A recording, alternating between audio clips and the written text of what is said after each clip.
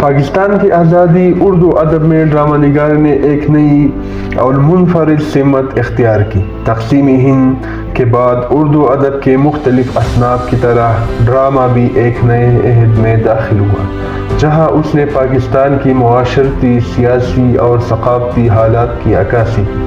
Urdu drama نگاری نہ صرف تفریح کا ذریعہ بنی بلکہ سماجی مسائل کو اجاگر کرنے اور لوگوں کو شعور فراہم کرنے کا مؤثر ذریعہ بھی ثابت ہوئی۔ آزادی کے بعد اردو ڈرامہ نے اپنی جڑیں حقیقت پسندی میں مضبوط کی۔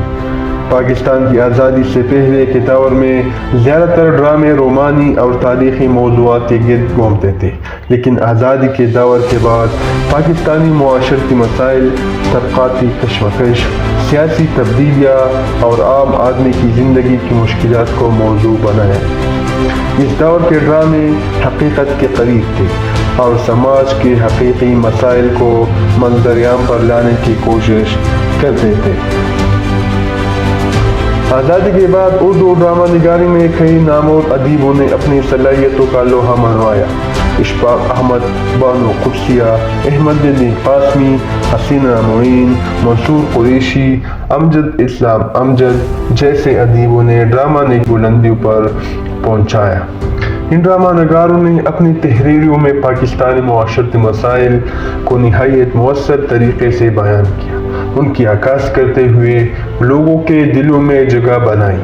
اشفاق احمد، بانو قدسیہ نے اپنے ڈراموں میں روحانیت، انسانیت اور معاشرتی مسائل پر زور دیا۔ احمد ندیم قاسمی نے دیہاتی زندگی اور پاکستانی معاشرت کو اپنے ڈراموں کا حصہ بنایا، جبکہ حسینہ معین نے اپنے ڈراموں میں خواتین کی زندگی، ان کی آزادی اور خود مختاری کے مسائل کو پیش کیا۔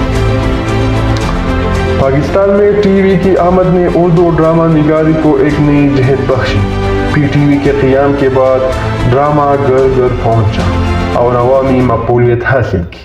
ٹی وی ڈراموں نے اردو ادب کو ایک وسیع ناظرین تک پہنچایا، پاکستانی معاشرتی مسائل بڑے پیمانے پر اجاگر کیا۔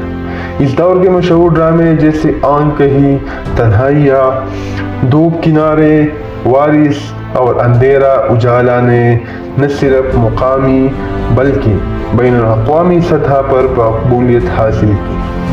امجد اسلام امجد کے ڈرامے وارث نے جاگیرداری نظام اور طبقاتی تقسیم کو اجاگر کیا، جبکہ حسینہ معین کے ڈراموں نے شہری زندگی کے مسائل اور خواتین کے حقوق پر روشنی ڈالی۔